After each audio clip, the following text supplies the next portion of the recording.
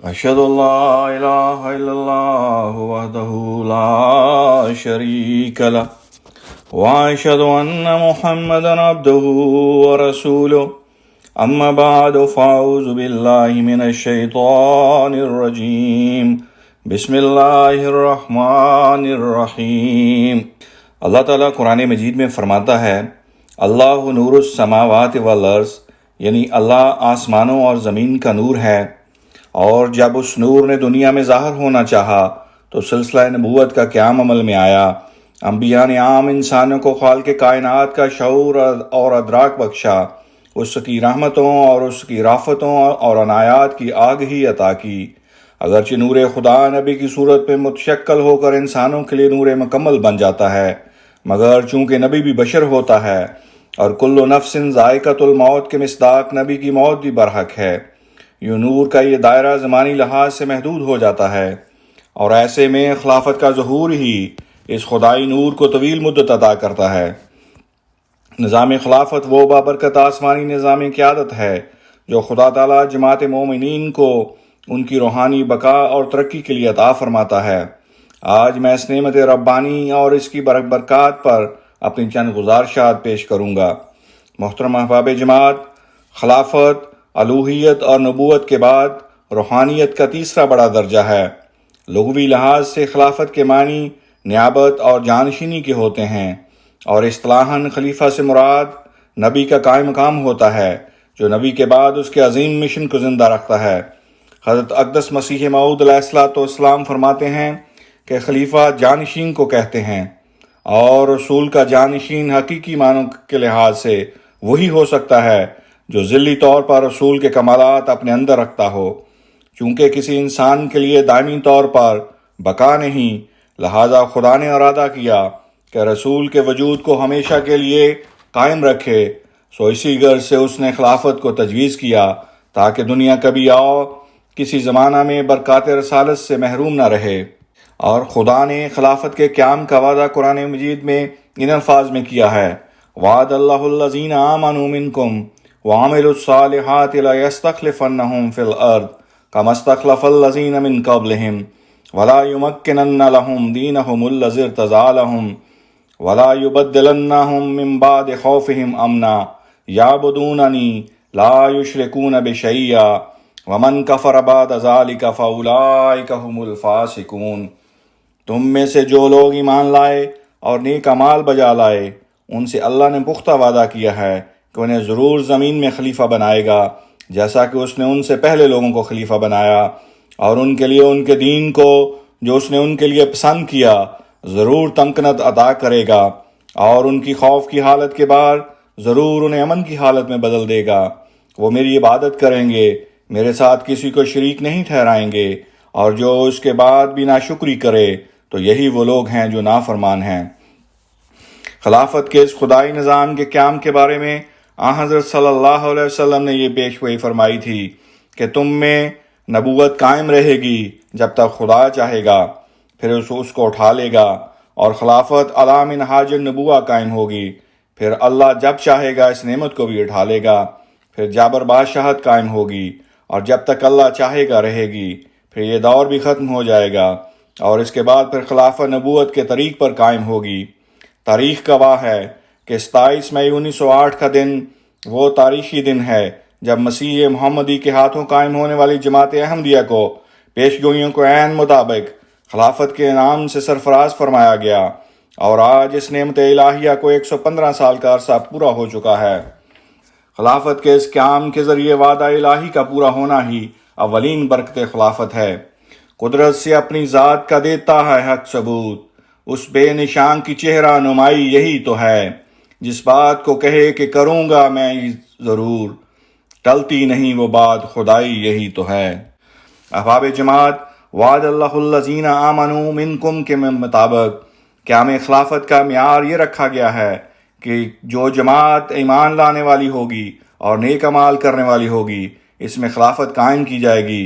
اور آج ہم دیکھتے ہیں کہ اس روئے زمین پر یہ نظام صرف اور صرف جماعت احمدیہ میں قائم ہے، اور یہ خلافت ہی کی برکت ہے کہ ہمیں اپنے ایمان کے ثبوت کے لیے اس الہی اور آسمانی سند کی موجودگی میں کسی دنیاوی سند کی ضرورت نہیں۔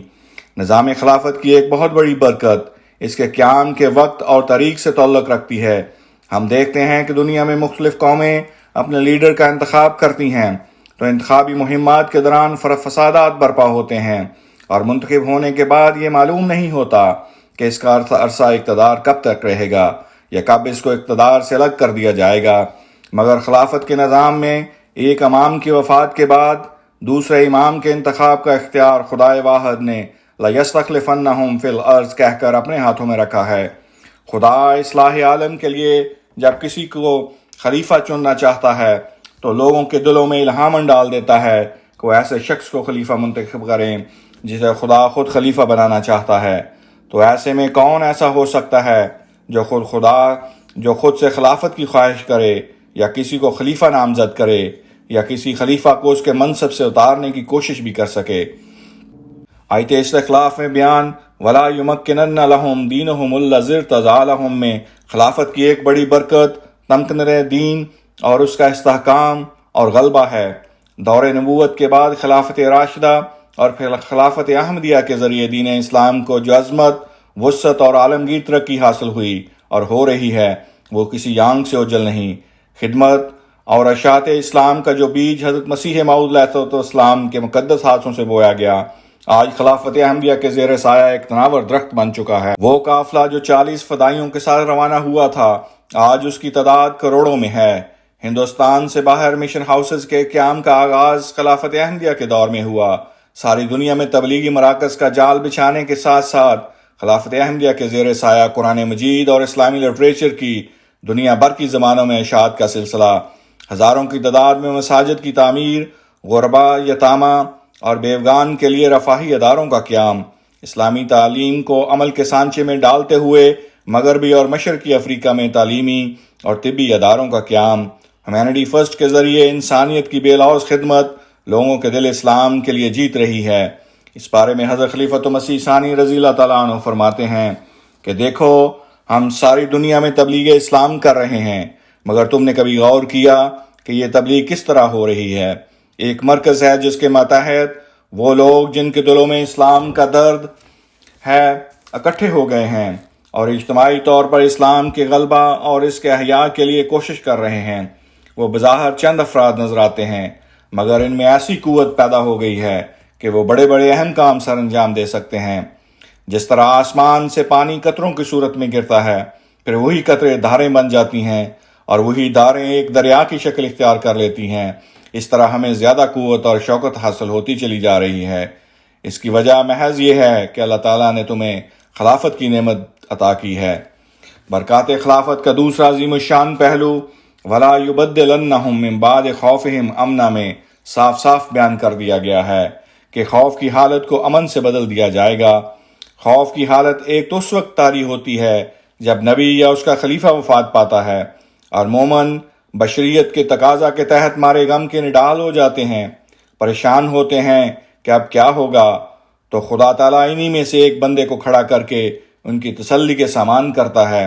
ایسا ہی ہوا حضرت محمد صلی اللہ علیہ وسلم کے وصال پر، جب غم کی حالت کو حضرت ابوبکر رضی اللہ تعالیٰ عنہ کے انتخاب سے امن اور طمانینت میں تبدیل کر دیا گیا۔ آپ رضی اللہ تعالیٰ عنہ کے عہد مبارک میں اٹھنے والے تمام فتنے شدید خوف کا باعث بنے۔ سارا عرب بغاوت پر اتر آیا، پھر اندرونی طور پر زکوٰۃ سے انکار، ارتداد کا فتنہ، جھوٹی نبوت کا دعویٰ، مگر خدا نے اس بندہ کو ایسا حوصلہ اور وہ ہمت عطا کی کہ تمام فتنوں پر قابو پا لیا گیا اور تھوڑے ہی عرصے میں ایسا سکون ہو گیا کہ گویا کبھی کچھ ہوا ہی نہ تھا۔ بعین ہی حضرت مسیح موعود علیہ السلام کی وفات پر خلافت کے بارے میں شکوک و شبہات نے سر اٹھایا، جس کو حضرت خلیفۃ المسیح اول رضی اللہ تعالیٰ عنہ نے حضرت ابوبکر رضی اللہ تعالیٰ عنہ جیسے عزم و جلال کے ساتھ کچل کر رکھ دیا۔ خلافت ثانیہ کے آغاز میں منکرین خلافت نے پھر بھرپور فتنہ پیدا کیا اور علیحدہ ہو کر لاہور کی راہ لی۔ حضرت خلیفۃ مسیح ثانی نے باوجود ناعمری کے اس فتنہ کے وقت جماعت کی ایسی اعلیٰ قیادت کی کہ مخالفوں کی چالیں ناکام ہوئیں۔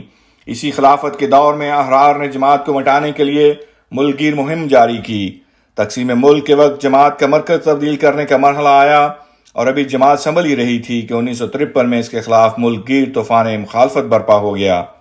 خلافت ثالثہ میں 1974 کے ہنگاموں نے ایک بار پھر جماعت کو ختم کرنے کی سر توڑ کوشش کی مگر ناکام و نامراد رہے۔ خلافت رابعہ کا آغاز ہوا تو خلیفہ وقت کی مقناطیسی شخصیت اور برق رفتاری کو دیکھ کر مخالفین جماعت کا اوسان خطا ہو گئے۔ انہوں نے مخالفانہ کوششوں کی انتہا کر دی۔ 1984 میں ظالمانہ آرڈیننس جاری کر کے احمدیت کی ترقی کی راہیں بند کرنے کی کوشش کی گئی، مگر دیکھیے کہاں ہے وہ عامر جس نے کہا تھا کہ میری کرسی بہت مضبوط ہے، میں احمدیوں کے ہاتھوں میں کچھ کول پکڑا کر رہوں گا۔ کہاں ہے وہ عامر جس نے کہا تھا کہ میں احمدیت کے کینسر کو مٹا کر رہوں گا۔ ہمارے پیارے خدا نے ان کے نام و نشان یوں مٹائے کہ کوئی تختہ دار پر نظر آیا تو کسی کے جسم کے ذرات راکھ کا ڈھیر بن کر صحراؤں میں بکھر گئے۔ چشم تصور میں لائیے 28 مئی 2010 کا سانحہ جس میں 86 احمدیوں نے جام شہادت نوش کیا۔ اس وقت ہر احمدی کا دل سوگوار اور آنکھ اشکبار تھی، لیکن جب پیارے خلیفہ نے اس پر صبر اور دعاؤں کی تلقین کی تو یہ خلافت ہی کی برکت تھی کہ 195 ممالک میں بسنے والے لاکھوں احمدیوں نے اطاعت کا وہ نمونہ دکھایا کہ نہ تو کوئی جلوس نکلا، نہ ہی کوئی احتجاج ہوا اور نہ ہی انتقام لیا گیا، بلکہ تمام احمدی حضرت مسیح موعود علیہ السلام کے اس فرمان کی عملی تصویر بن گئے کہ اپنے اندر صحابہ کا رنگ پیدا کرو، اطاعت کی وہ شکل اختیار کرو جو صحابہ کی تھی۔ یہ خلافت ہی کی برکت ہے کہ جماعت احمدیہ کو خلیفہ وقت کے وجود میں ایسا رہبر نصیب ہے جو ہر گھڑی چاہے خوشی کی ہو یا غم کی لمحہ بلمحہ ہمیں رستہ دکھاتا ہے اور ایک رؤوف و رحیم باپ کی طرح دعا گو رہتا ہے۔ اسی تسلسل میں حضرت خلیفۃ مسیح ثالث رحم اللہ کا ایک ارشاد پیش کرتا ہوں جس میں آپ نے اپنی قلبی کیفیات اور دعاؤں کا تذکرہ یوں کیا ہے کہ میں آپ میں سے آپ کی طرح ہی کا ایک انسان ہوں اور آپ میں سے ہر ایک کے لیے اللہ نے میرے دل میں اتنا پیار پیدا کیا ہے کہ آپ لوگ اس کا اندازہ بھی نہیں کر سکتے۔ بعض دفعہ سجدہ میں جماعت کے لیے اور افراد جماعت کے لیے یوں دعا کرتا ہوں کہ اے خدا جو مجھے خط لکھنا چاہتے تھے لیکن کسی سستی کی وجہ سے نہیں لکھ سکے ان کی مرادیں پوری کر دے، اور اے خدا جنہوں نے مجھے خط نہیں لکھا اور نہ انہیں خیال آیا کہ دعا کے لیے خط لکھیں، اگر انہیں کوئی تکلیف ہے یا ان کی کوئی حاجت یا ضرورت ہے تو ان کی تکلیف دور کر دے اور حاجتیں بھی پوری کر دے۔ یہ ہے ایک خلیفہ کا اپنے افراد جماعت سے تعلق۔ احباب جماعت کینیڈا کے ایک پروفیسر حضرت خلیفۃ مسیح رابع سے پہلی بار ملنے آئے۔ واپسی پر اظہار کیا کہ ملاقات کے لیے جاتے وقت میں یہ تاثر لے کر گیا تھا کہ احباب جماعت اپنے خلیفہ سے بہت محبت کرتے ہیں۔ وہاں جو باتیں ہوئیں اس کے بعد میں یہ کہوں گا کہ احباب جماعت کی اپنے خلیفہ سے محبت اپنی جگہ، مگر میں اس یقین سے واپس لوٹا ہوں کہ جماعت کا خلیفہ اپنی جماعت کے افراد سے ان سے بھی زیادہ محبت کرتا ہے۔ حضرت خلیفۃ مسیح اول رضی اللہ تعالیٰ عنہ کے زمانے کا واقعہ ہے۔ چودھری حاکم دین صاحب کی بیوی بچے کی ولادت کے وقت بہت تکلیف میں تھی۔ اس کربناک حالت میں رات 12 بجے وہ حضرت خلیفۃ مسیح اول کے دروازے پر حاضر ہوئے اور دعا کی درخواست کی۔ حضور فوراً اٹھے، اندر جا کر ایک کھجور لے کر آئے اور اس پر دعا کر کے انہیں دی اور فرمایا یہ اپنی بیوی کو کھلا دیں اور جب بچہ پیدا ہو جائے تو مجھے بھی اطلاع دیں۔ چودھری صاحب بیان کرتے ہیں کہ میں واپس آیا، بیوی کو کھجور کھلائی، تھوڑی ہی دیر میں اللہ کے فضل سے بچی کی ولادت ہوئی۔ رات بہت ہو چکی تھی، حضور کو جگانا مناسب نہ سمجھا اور نماز فجر میں حاضر ہو کر اطلاع دی۔ اس پر حضور نے جو فرمایا وہ سننے اور یاد رکھنے سے تعلق رکھتا ہے۔ آپ نے فرمایا میاں حاکم دین تم نے اپنی بیوی کو کھجور کھلا دی، بچی پیدا ہو گئی، پھر تم اور تمہاری بیوی آرام سے سو گئے، مجھے بھی اطلاع کر دیتے تو میں بھی آرام سے سویا رہتا۔ میں تو ساری رات جاگتا رہا اور تمہاری بیوی کے لیے دعا کرتا رہا۔ چودھری حاکم دین نے یہ واقعہ بیان کیا اور باختیار رو پڑے اور کہنے لگے کہاں چپڑاسی حاکم دین اور کہاں نور الدین اعظم۔ محترم احباب جماعت یاد رکھیے کہ دن رات ہمارے لیے دعائیں کرنے والا، ہماری خوشیوں اور دکھوں میں شامل خلیفہ وقت کا وجود، خلافت کی برکات اور نعمتیں ہم پر یہ بہت سی ذمہ داریاں عائد کرتی ہیں۔ اول تو یہ کہ ہم اس نعمت کی عظمت کا صحیح ادراک کریں اور اس پر ہمیشہ خدا کے شکر گزار رہیں، خلیفہ سے ذاتی تعلق بنائے رکھیں، اس کے ہر حکم اور ہر تحریک پر لبیک کہیں، نہ صرف خود نظام خلافت سے جڑے رہیں بلکہ اپنے اولادوں کے دلوں میں بھی اس کی محبت پیدا کر کے اس کو اس سے وابستہ کریں۔ خلافت سے محبت کا تقاضا صرف خلیفہ کی اطاعت نہیں بلکہ نظام خلافت کی طرف سے قائم کردہ نظام جماعت اور اس کے ہر عہدیدار کی اطاعت کرنا اور اس سے تعاون کرنا بھی لازم ہے۔